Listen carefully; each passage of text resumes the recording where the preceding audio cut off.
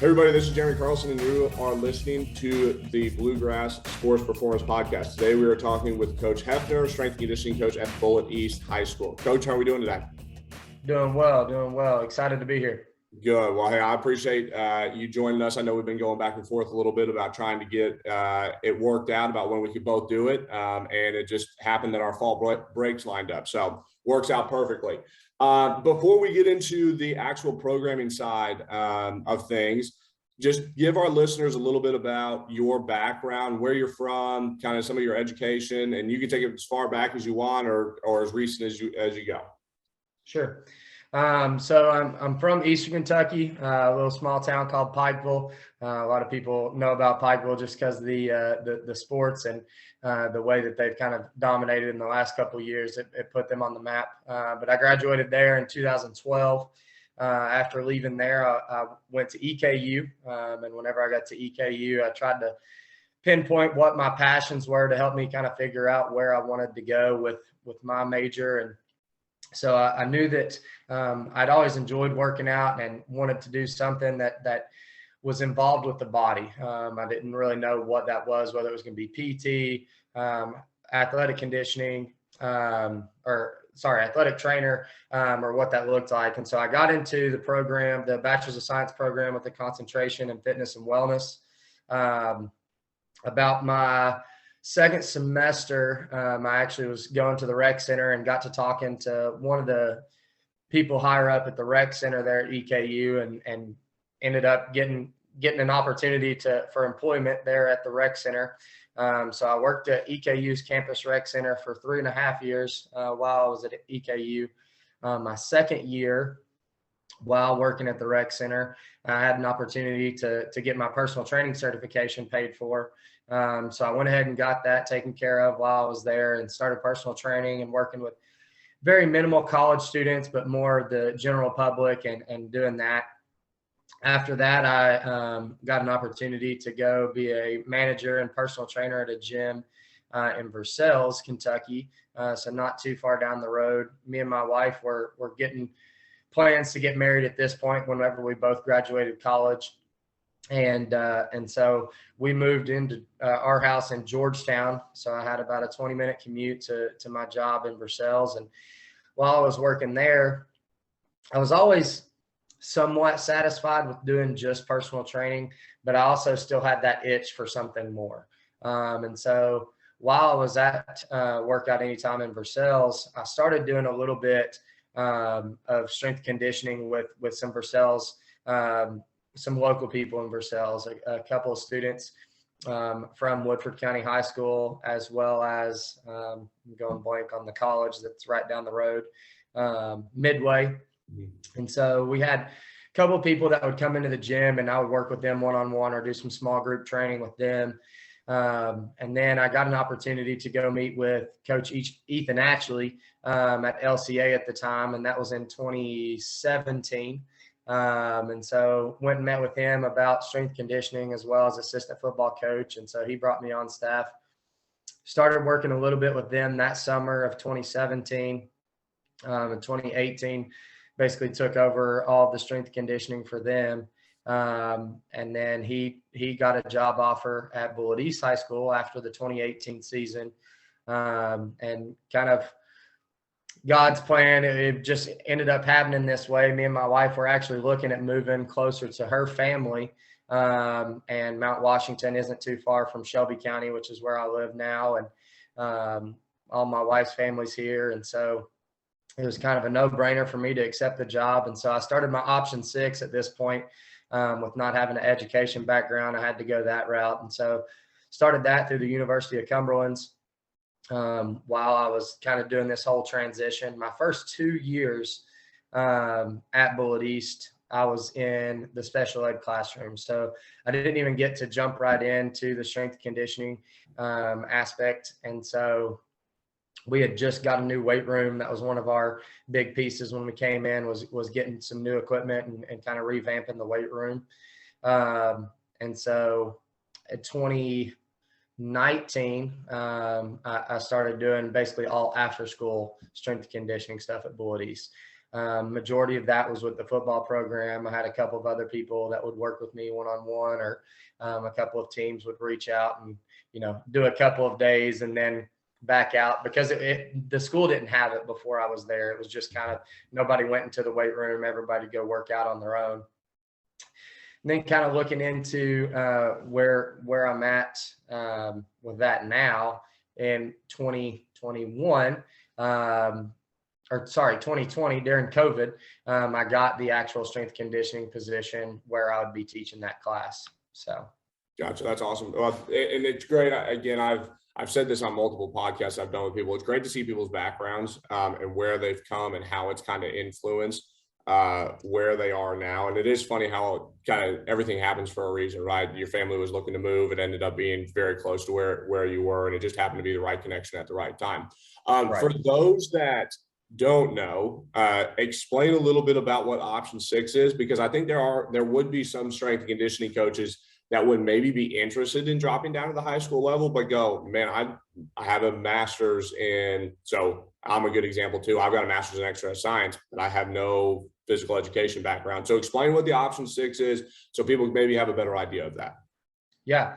So option 6 is basically an opportunity. As far as I know, I think the majority of states do some type of option 6. It might not be called the same thing, but basically those people who don't have a physical education background or any type of teaching background, you can go into education while also being employed at the school. So I've been teaching at the school now going into my 4th year, and I will just be finishing my master's program this December. So I've had the opportunity to go ahead and get my foot in the door and be teaching while also being in my master's program. So it's kind of a hand-in-hand thing. It's really, I was really anxious about it at first, never being in education, but to be in my master's program as well as in the school building at the same time was super easy for me as far as that transition. Yeah, I'm doing the same thing right now. When I dropped down from center over to Mercer, from the college to the high school, I too was slightly nervous about that, because I was like, man, I'm gonna have to go back to school yet again. And it has been a surprisingly pleasant experience Right. doing the option 6 route. Cumberland's, and there are other schools that do it, but I think Cumberland's does a great job of it. And it's been, for me at least, I don't know about you, but it's been really nice because I've been able to connect some of the things that we were learning and doing it in the hands-on experience, where I think a lot of times people learn about it first, and then it's a gap of a couple of years, and then they go, oh yeah, I remember something about that, and they've got to backtrack. Have you found similar experiences in that? Very much so. I know a lot of my classroom management strategies, a lot of just simple things as far as keeping students on task for extended periods of time, or learning how to kind of differentiate instruction and things like that. That's been super helpful that I've gotten from that program. Yeah, that's awesome. So again, great to see that background coming into play and being able to kind of almost mirror the two backgrounds and put them together with your personal training background as well as the education one, and now make it into one. So explain to us how you go from being in a special education classroom to eventually being, strength and conditioning coach.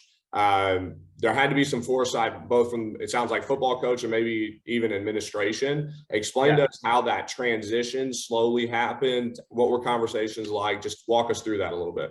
Yeah. So basically the big kicker for me was we had a PE coach that left. And so there was a PE position that opened up, but it was just another PE position. The school, before I got there, they would use the weight room very loosely. They would go out and the kids basically had a time to mess around and just fool around out there. And so whenever the conversation started happening with me, as far as being the one to fill that position, I started talking to our administration about what I felt like that class should look like. And there was also some help from our administration. Our principal at the time was Chris Mason, who just went to Marshall County as the assistant superintendent of Marshall County. So he came from Boyle County, a big football school where they had weights implemented during school. And so he also saw what that looked like and knew what that looked like and what he wanted that to look like at Bullitt East. And so kind of fitting some minds together and as well as the counselors working with schedules, we figured out a way to basically implement my weightlifting class, which is actually not even connected to the building. So my students actually have to walk out of the school building to our weight room, which was a hesitation at first. But we go out to the weight room. I'm out there 6 class periods a day now. My first year, I also taught a health class 1 period a day. This year, I'm 6 class periods a day in the weight room. That's awesome. Okay, so let's transition then and talk a little bit more about the specifics of Bullitt East there, because every school is different and every school does things differently. Class periods, A block, B block, there's a whole host. But start with the broad 10,000 foot overview of kind of Bullitt East as a school, where we're located, maybe some of how many people go to the school, different kind of things like that. And then we'll start backfilling some of the smaller details with classroom and stuff like that. Yeah. So Bullitt East High School is in a little town called Mount Washington. And so Bullitt County has 3 high schools. Our high school is in the eastern end in Mount Washington. So we're just up from Fern Creek High School off Bardstown Road. It's a smaller community, but it's growing extremely fast. Being that we are right outside of Louisville, our numbers, I mean, in 20, I think they said in 2012 to 2014, they were 4A. 2015, 2016, they went to 5A. And then basically it's been like a 2-year jump ever since then. And so now we're just under 1,600 students in our school building. It's grown exponentially in the last 5 years, to my understanding, and it's grown a lot just since I've been there. Our freshman class right now, I believe, has somewhere close to 500 students in it, 600 students. And so there's a lot of new families moving to Mount Washington. They're developing a lot of farmland out there, so it's going to continue to grow, which is a good thing. But kind of the flip side of that, our facilities at Bullitt East are probably one of the restraints across the board, not even just our athletic facilities, but our school facilities. And our school district and our school board is working very hard, to my understanding, to improve that and widen that for our school as well as the other schools. We actually have some improvements that are supposed to be coming in the next school year to help kind of rearrange and restructure the aspects of our school. There's an elementary school directly beside our high school, and our high school is getting ready to get that school. And so they're going to build a connecting building between the elementary school and the high school. Don't know all the markups and the plans for that, but I do know we're going to be getting that building. And so we'll be not quite doubling space, but getting a significant amount of more space here in the next couple of years. Yeah, it's one of those crazy things you can't predict, right? I mean, if you look at the 10-year snapshot of the difference between 2012 and what you're describing to 2020, 2022, where we are now, I mean, that's 4A, you're sitting at about 1,000. You're basically getting up to 1,600 students. I mean, adding 600 students to a school can really put the pressure on not only the physical space, but also the teachers as well, just how many you have to deal, how many people are in the classroom with you then. Okay, so then start talking to us about kind of the setup of your strength and conditioning classes. You already gave us a little tidbit on it, right? They do have to go outside, so they have to be able to walk, but talk to us, you have 6 periods, kind of give us the breakdown of what that generally looks like. How many racks, different things like that. Yeah. So we're on a 7-bell schedule. So I teach 6 class periods a day. This year, just so happened my planning lined up with lunchtime, so I get a significant break for my lunch and planning this year. So that's been super helpful from a programming standpoint and kind of checking in on students as well. But we go through our basketball gymnasium. So my class will always meet in our basketball gym, and then we exit out the back doors, walk out to our weight room. my students, I give them a pretty strict time clock on getting changed. Usually it's 3 to 5 minutes, kind of based on temperature and what they're wearing already and stuff like that. But we get changed pretty quickly. I'll have the workout and warm up written on the board, the workout pulled up on the TV. I'll run through everything really quickly. We'll get started on the warm up, and then it's kind of class gets rolling. I'll set our clock for 35 minutes. 35 minutes is really our workout time, our true actual exercise training time, because we are only on a 55-minute schedule. And by the time we walk out there, get changed, cool down, dress out, it's extremely strenuous to get anything more than 35 minutes. So, but I have 10 racks. One of our big updates when I came in was Sornex came in and renovated our entire weight room. So we've got 10 racks. They're half racks. We have the jammer arms and the triphasic hooks on those. So a lot of different things that we can do with them, but space is extremely limited. With only having 10 racks, I've tried to implement and bring in a couple of other things over the past couple of years. And so we've developed, I've got 2 dumbbell racks, one on each end of the weight room, that are basically half dumbbell racks, 10 to 50 pounds. Mm-hmm. We've got a significant amount of med balls and things like that. But as far as actual space goes in the weight room, we're pretty tight, especially for the most part, kind of like you were talking about with class size. My average class size is 27 students. And so I was able to put the cap this year at 30. I only have one class that has 31. So that's one rack that has 4 people instead of 3. Mm-hmm. For the functionality of the class and trying to get as much done as possible, I kind of pled my case with having 3 people per rack is about the maximum that I can have in mm-hmm. order for everybody to get something out of it. Yeah, there's no question. That's one thing that I learned when I, again, came to Mercer, the difference in the volume of athletes that you have to deal with and the cross-section of athletes as well. So you said that you've been able to put a cap on it, which is great because that at least gives you, it's not ideal, but we're in the 1 to 30, right? Teacher to student ratio. But then talk to us about the class makeup. My assumption is, and correct me if I'm wrong, you probably have a cross section of athletes, right? It's not just a football class period 1 and then just a basketball class period 2. If you've got a different group of students probably in each one of them, but talk to us about what that may look like. Yeah, so we have a wide variety, and in that wide variety is also kids who aren't athletes. So actually one of the prereqs for my class is that you're supposed to be a varsity athlete at our school, but we all know that PE becomes a dumping ground most of the time for kids that need a fill-in or missed a credit their freshman year or whatever. And so each class period, I probably have no more than 7 kids that aren't athletes. That's probably the maximum I have in a class that aren't athletes. So it's never too bad. But on the flip side of that, for instance, my first period, I have 6 different training cycles going on at one time. I have my general athletic conditioning class, which is my students who aren't athletes.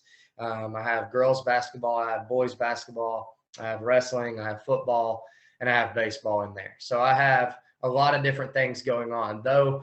I program basically everybody for the most part besides baseball. We keep the same core lifts. So basically our starting point is usually always the same, but our individual trainings or our development stuff will all look different. So after about the first 10 minutes of class, it's really chaotic. I've got people doing a lot of different things, and but it's also really cool. I actually just had one of my evaluations from my assistant principal, and she was like, "It's such organized chaos. It's awesome." Yeah. And I'm like, I'm glad you think that, because there's sometimes that I'm like, what the heck is going on in here? But for the most part, I've had a lot of buy-in from my students. And so during the class period, it's pretty on the go. Good. Well, and that's awesome. It's really, and I'm sure, again, you found this too, just like I did, setting those standards and expectations early so that they understand clearly, like, this is what we are doing when we are in here. I know that you're right, that physical education can kind of be that dumping ground where they're like, we don't know what to do with them. Good luck, have fun. Or if a teacher doesn't know what to do with them, they're like, well, just send them to the gym. You can go hang out with the PE teacher. And when they start understanding that that's not how we're going to run things anymore, the level changes and everybody's expectation then changes when they go in there. So that's awesome to hear that you've been able to make that. So, okay, talk to us about again, give us the 10,000 foot overview. Again, you said that you've got different programs running at the same time, but there's got to be big rocks that are in your program that you think about, or at least get them started with. So what does the general kind of overview look like for programming? Yeah. So early on, when I was kind of getting into strength conditioning and realized how little of space I was going to have and how many students I was going to have, I was looking at all kinds of different programs and ways to program things and what was going to be best. And through talking with multiple strength coaches, really kind of fell in love with Joe Ken's tier system. And so I use that from the standpoint, we always hit total body every single day. And basically your variation comes from what you're training. Mm-hmm. I also do a linear periodization. So for the most part, our off season, I try to split up my weight room. So really our weight room is 5 racks on this side, 5 racks on the other. I try my best to split it up in groups of either 5 or 2s of people who are in season versus out of season. Mm-hmm. And that way I can, my in-season kids, I don't have to harp on as much as far as pushing tempo or pushing weight, whereas off-season, I'm going to be a little bit more stickler on things. But the overall aspect that I would say is my key points that I try to hit is 1, movement. If you can't move well, you can't be a good high school athlete. So I'm always trying to work on depth with our squats. I'm always trying to work on ankle, hip mobility stuff, shoulder mobility for all of my overhead athletes. But I love a lot of different squat variations. We do a ton of different squat variations. We'll do a couple different push variations as far as bench press and push press, and then some type of pull variation, whether that be a hex bar deadlift, whether that be a hex bar deadlift jump shrug, barbell rack pull jump shrug, or I've got a handful of athletes, mostly my football players, because I've been working with them so long, that are power cleaning at this point. Gotcha. Awesome. Okay. So, and then what does the weekly overview look like? If you were to break it down, like if you're a Joe Ken guy, are we going 3 days a week with 2 days that are, going to be movement based stuff? Are we going 5? What does that kind of look like for you?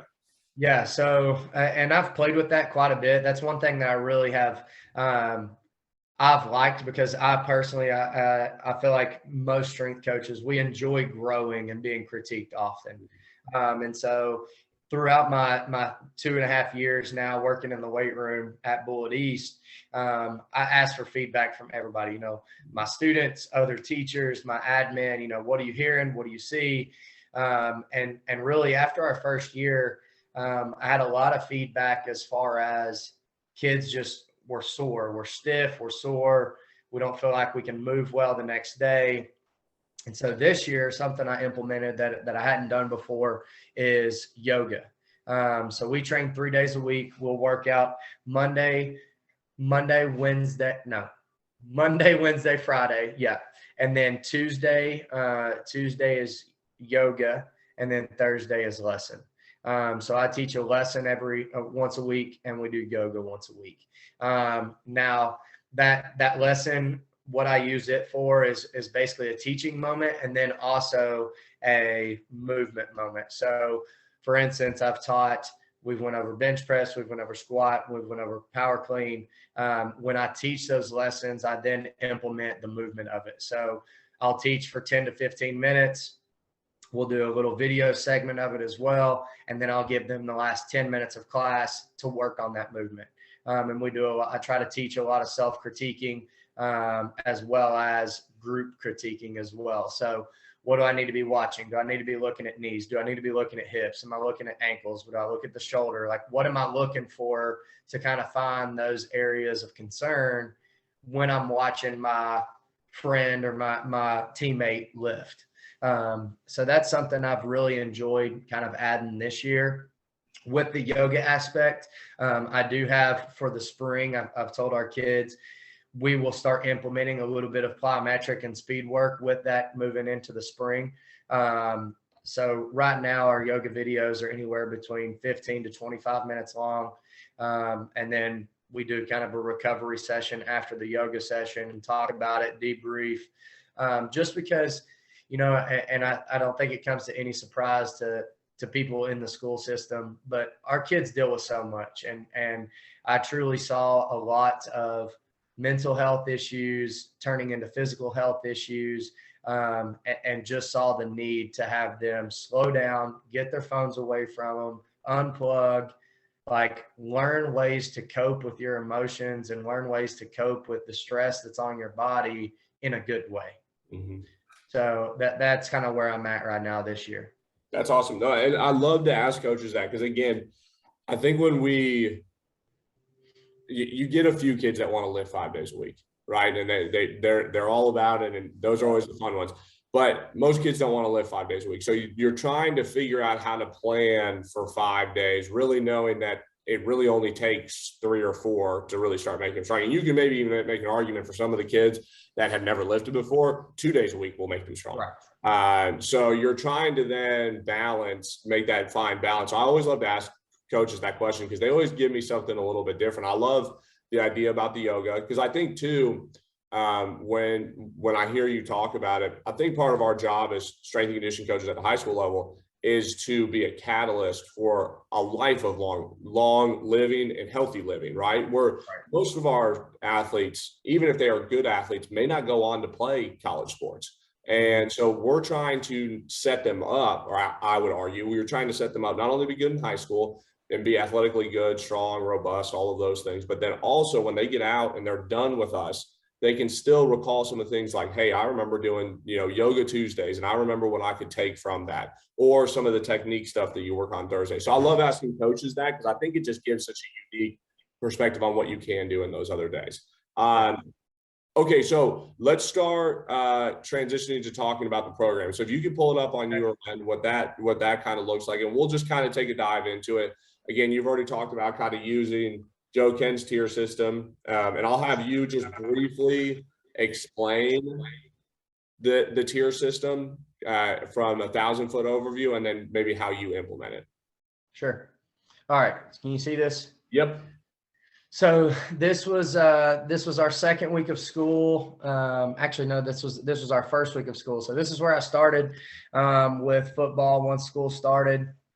Really, what we had just finished with from my football training aspect was we had just maxed this week before school started, and so I wanted to get something that was going to kind of be a little bit more low key for them, something simple to get them going that first week of school, not too strenuous, but getting their bodies back under them before we started hitting full football season. So we lift almost year round from a football standpoint. They get a handful of weeks off throughout the year. But what this is basically a modified APRE. We use APRE throughout the summer. And so I basically took bits and pieces of that formula and implemented it into our first couple of weeks of school. So we'll go 8. Our main lift will be 4 sets of 8 on this. So we'll start upper body as our emphasis here. And then we'll go total body and then lower body. As you see, I've got them grouped there. A's that's a superset, B is a superset, and then C is a superset. And then we always finish with some core work at the end and a couple of different, some mobility stuff, hips and ankles, kind of finishing up at the end of class. Okay, so now I noticed that this is on a Monday. Is that correct? Am I looking at that correctly? That is correct. Okay, so now, again, when you read Joe Ken's tier system, right, he goes day 1 TLU, day 2 LUT, and then on the last day he goes UTL. Why did you decide to make the change to take that, what he would call his third day, make it your first day?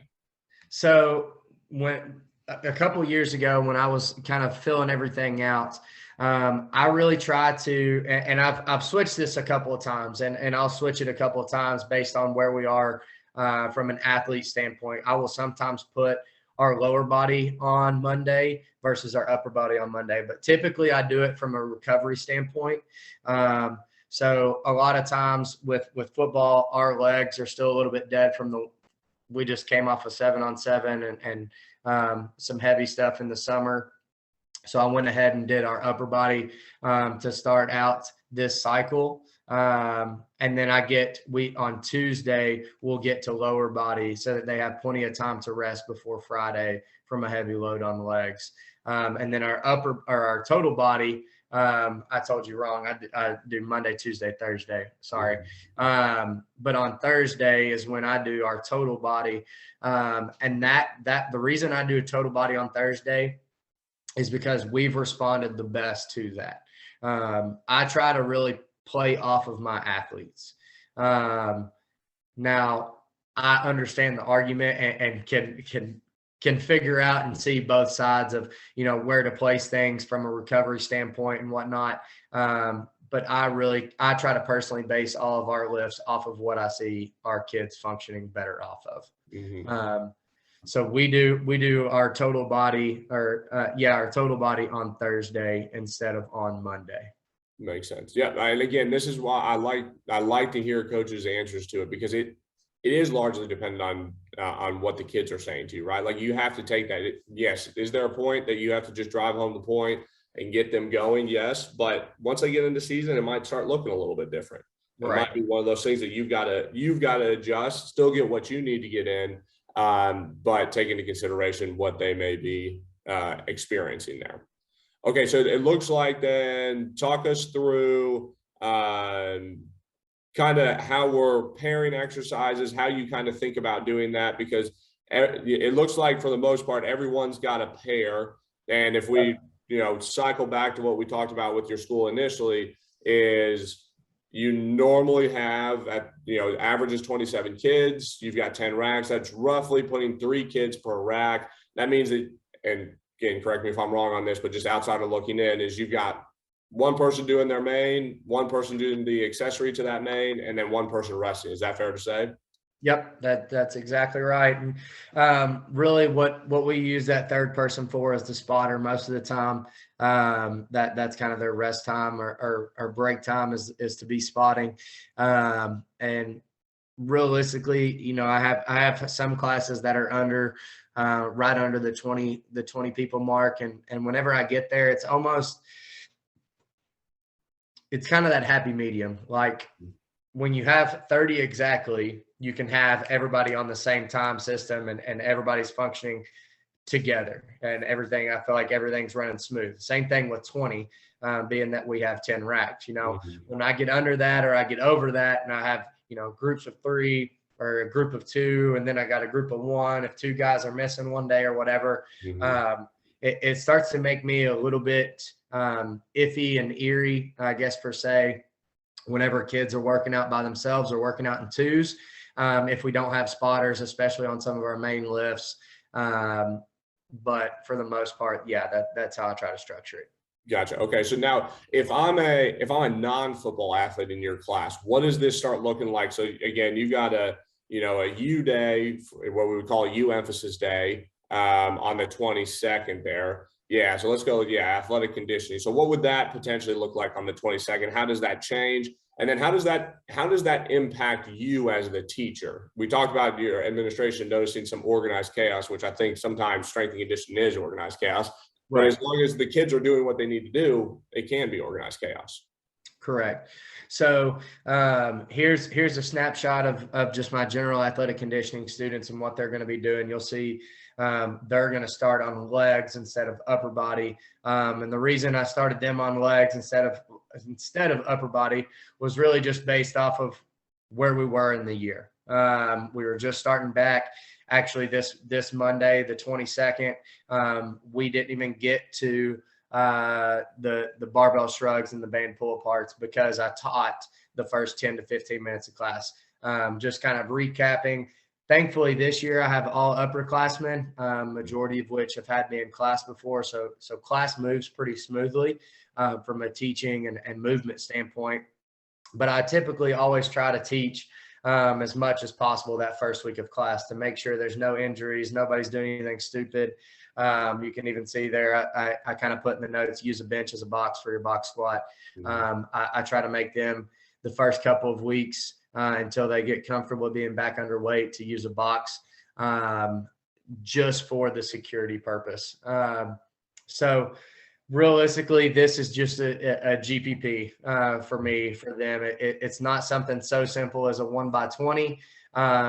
There's a little bit more leeway, especially, like I said, that I have these students for the second time, and the majority of them are juniors and seniors. I have a handful of sophomores, but so I allow them to add a little bit of weight versus from my point of view with a GPP where they're going to stay, the weight's going to stay the same. So I do give them a little bit of freedom in that, but for the most part, you can see it's pretty generic as far as what movements they're going to be doing. They will go to upper body to start on Tuesday, where football and some of my other sports will be on a lower body on Tuesday, and then everybody will be on a total body to start on Thursday. Okay, so now then, if so, that's your general athletic conditioning. So let's say I'm a soccer player, right? And for at least where I am in Kentucky, we've got games on Tuesday, Thursday, Saturday, right? So, but then you can also have a girls' game that could be on a Monday, Wednesday, or Saturday. How are you making those adjustments, right? Football, I'm not oversimplifying it. Football physically takes a toll on your body, but football, in terms of you knowing when you're going to play, you're always going to play on Friday night. We know that. So we can prep, right? And you've already talked about it a little bit, how you noticed that their legs were a little bit dead coming off of a game from Friday. They still needed a little bit more recovery. We were going to go with an upper body.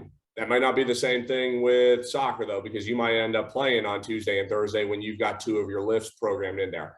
How do you go about modifying their workout that they may have there? So I use, I know I stole this off of another strength coach. I can't remember exactly who it was, but I do a stoplight method. So red is game day or an injury. So if a student has a game that day or is injured, they're going to do one set. Injured basically depends on what the injury is. But if they have a game day that day, they would be one set of whatever that is. So as you see here, so for instance, on this Thursday, they have dumbbell deadlift. They would do one set of 10 on glute ham raises, one set of 10 shoulder press. Basically, they're cutting everything down to 1x10, 1 by whatever. Yellow light would be 24 hours before game time. So the day before game, which is going to be cutting it in half. Realistically, what I tell most of our guys and girls is, I try for the most part to keep it yellow or green light. Really, the only time I will go a true red light is if a coach communicates with me that his guys are hurting. They don't need to be doing something or something along those lines. Like I said, injury, something's going on, district play, regional play, state championship play, whatever that looks like. Then we'll get into the red light. Majority of the time I'm going to be on them to go for yellow light, which would basically just be 2 sets of 10 on each thing instead of one set. So then you got a student or a coach that goes, "Coach, we're lifting on game day. I don't think I can do that." How have those conversations gone? And I think there are two different conversations, but I'll let you try to attack both of them. What does that look like? How do you have those conversations with the students to tell them that, hey, this could help you out, or to a coach like, "Hey, I'm not here to kill your student"? Tell us a little bit how those conversations have gone. Because I'm sure when you first stepped in, they were like, "Oh my goodness, we're lifting on a game day." Oh yeah. It's quite shocking for most people, and honestly, for myself, when I first started exploring lifting on game day, I was pretty shocked with just the general aspect of it, but as well as the science behind it, which is what I try to prove to coaches and talk them through. Just kind of like what you're saying, like, "Coach, I'm not here to kill your kids. I'm not trying to make them work out so hard that they're not going to be able to feel their legs later today during the game or whatever." Realistically, what I tell the coaches and what I tell the kids is you need to move. being stagnant, being still, sitting down all day is going to be more detrimental to your play tonight than you getting some functional movement in. I'm not telling you to lift heavy. I'm not telling you that you need to do all of your sets and reps. We're going to cut it down. I'm going to take care of you, and I'm going to help you be more functional and move better because we're going to get a little bit of work in. Yeah, that's always a good conversation. And again, I like to see how coaches present that, whether they go with the science route, which is kind of sounds like you do, where you start pulling in research and say, hey, like this actually can be beneficial for your kids, and it will actually help them. And I know that as the head soccer coach here at Mercer, what's given me a lot of credibility is the opportunity to do it with my own student athletes and say, look, because I control playing time and I control the weight room. So I can tell my kids, hey, look, no, we're going to lift. And I tell a lot of them, I said, we're going to lift as normal until we get district or regional play. I understand those are the games that really matter. Those are the games that where we're going to have to really fight one out.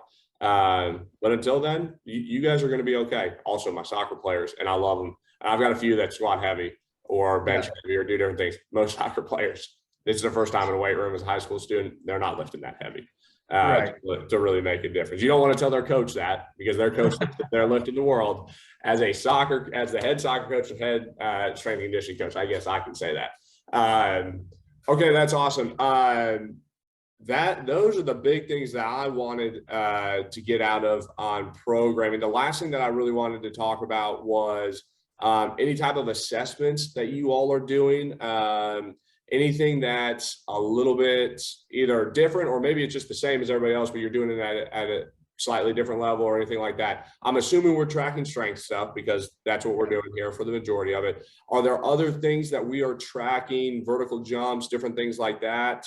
And then maybe how do you present that to some of your students? So we do track our lifts. I'll go here. Actually, we just finished right before fall break. You can see we did a max week this week. It's very much yes, it is a 1 rep max, but it's a very controlled 1 rep max for 90% of my students. And what I mean by that is I am telling them what weight they're going to. I watch them warm up. I go back into the system here with Team Builder and see, Joey was last week. He did 135 for 6 on bench press. So I'm not going to let Joey start his 1 rep max on bench at 225. Yes. So I really try to take a handle, especially that week, and basically tell them, like, I'm doing this for your safety. I get some of y'all think you're macho man and you want to be, impress everybody at your rack, but I'm going to tailor, and I'm going to tell you what we're going to do. This was our first max of the year from a weightlifting standpoint. We'll do 2 more with my class on the year. I do in the spring, we do a shuttle and we do a mile. And then we will also do, I don't do it as a quote unquote test. I do it more as a fun activity, but we do a box jump challenge to see who's got the highest box jump in each of my class, which is a test, but the kids really like it from a fun standpoint. Oh, absolutely. So explain to me why. So makes sense. Again, you're in the weight room, we're lifting most of the time. Makes sense why we're tracking. And are we tracking bench and squat only? Are those the only 2 strength exercises that we're really tracking? Are we tracking hex bar deadlift as well? Yeah. Okay. So go ahead. Why do you choose those 3 exercises as the 3 to really track? So because those are our core lifts. So all of our 3 days that we lift, we hit all 3 of those aspects. So like I said early on, this hex bar deadlift, that will look different based on what group I'm lifting with. So whether it's my girls, whether it's my tennis team, whether it's soccer, whether it's football, this is going to look a little bit different. I went with hex bar, 1, from a safety standpoint, and 2, I really like the drive that the students get from a hex bar deadlift versus the barbell deadlift. And I say we as strength coaches, I feel like a lot of times have to work a tremendous amount of time on teaching the hip hinge. And so getting kids to where they can properly hip hinge on a barbell from the floor, I just don't feel comfortable. And I even told them, like, I have a handful of kids that are like, are we going to barbell deadlift max in the winter? I said, probably not. We'll probably stay with hex bar until we get to the spring, just because I really want to try to get them as much input and strengthen the hips and the glutes as possible before we really start pulling just a barbell. Okay, awesome. And then explain to our listeners a little bit why you chose, you said a lateral shuffle. So are we going with like a 5-10-5? Is that what we're going with there? Yep. Okay, so why 5-10-5 and why the mile? So the 5-10-5, one, I really like it from a change of direction. I have a lot of kids that are, and I'll kind of get into why the mile versus the 5-10-5, but I have a handful of kids that I train that are very shifty. And those kids really enjoy the 5-10-5. And then I have the other handful of kids that are soccer, cross country, track, that are more like, I suck at changing direction. I'm better straight down the line, or I'm better, running laps. And so I try to find two things that we can test everybody at, but I'm also compromising and giving both a opportunity to be successful. Gotcha. That makes sense. No, it's great to hear your thought process on why those two, because again, I think as a strength and conditioning coach, we might look at it and go, I wonder why we pick those two. Those two are kind of contradictory, or maybe don't fit under the same umbrella. And I won't do those in the same week. They would be at different times, but yes.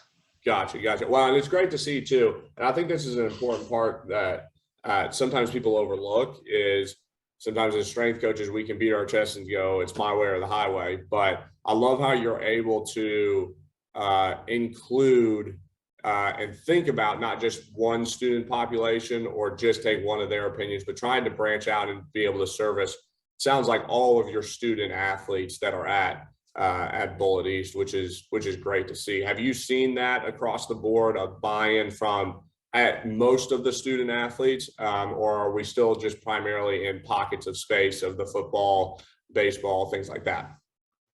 I'm going to go ahead and stop sharing that now. So I have seen a tremendous amount of buy-in in the last 2 years. Since I kind of took the reins and got hired on as the actual strength conditioning coach, and really took time out of my day to reach out to coaches one-on-one, and whether that's through email, through text, through meeting with them at school on lunch breaks or whatever. But really trying to push them, but not push them to say, we need our athletes across the board to be training. Once I've had those conversations, I mean, the first year that I was at Bullitt East, football, maybe wrestling for a couple of weeks. And that was really about it. Nobody else really lifted. Nobody wanted anything to do with the weight room. Now, fast forward to 2022, I have nine different teams that are in the weight room periodically throughout the year. So we've gotten a ton of buy-in from coaches. And I credit that to my administration, as well as people vouching for me in the weight room. I've been truly blessed with coaches going to other coaches and being like, we've seen phenomenal results with our athletes, whether it's training on game day, whether it's off season, whatever. Like, for instance, our cheerleaders just finished a 4-week training cycle with me for the first time ever. Like, they've never worked out. And the cheerleading coach was like, I'm really skeptical about it. Like, I don't know. And they loved it. Like, she's like, I truly feel like our girls are stronger. They were so happy with like the way the weight room was ran. And so it makes me feel very proud to be a part of a program that has started to take not just ownership, but take in the weight training all year round. That's awesome. So as we continue to zoom back out from the programming and start talking about some of the bigger picture things, what are some of the biggest challenges you're facing right now? And maybe what's something that you're trying to get ahead of so that you're not having to, face those challenges for the rest of your time at Bullitt East? Yeah. I mean, space is the number one. And there's nothing that I can do to change that right now.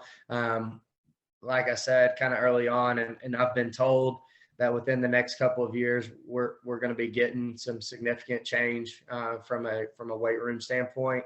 And so I'm really hoping and hoping to get on board with our AD and whatever other people kind of make the board for that design to really help facilitate what that looks like, because I think we will have the opportunity to be a true 6A school with 6A facilities. Right now and we say this all the time, we're a 6A school with 2A facilities across the board. That's not just the weight room, that's basketball facilities, that's about everything. And so hopefully in the next couple of years, we can see that come to fruition of like, this is what we have now at a 6A school, and it truly being the space that we need. That's awesome. Well, Coach, as we start wrapping up, tell listeners how they can reach out to you or follow the work that you're doing at Bullitt East. Yeah. So personally, you can reach out to me by email, Tolliver.Hefner, Hefner @bullitt.kyschools.us. I also have a strength conditioning Twitter and Instagram. That's BE Strong. You can see I'm repping one of our shirts right now. We give those out a couple times throughout the year. So it's BE Strong 2021, I believe, is when I started the actual page. So I just went ahead and threw that in there with the OG. So love it. Awesome. Well, Coach, I appreciate it. Thank you for joining us. And look forward to seeing your continued work at Bullitt East. Appreciate it, Coach. Thank you very much.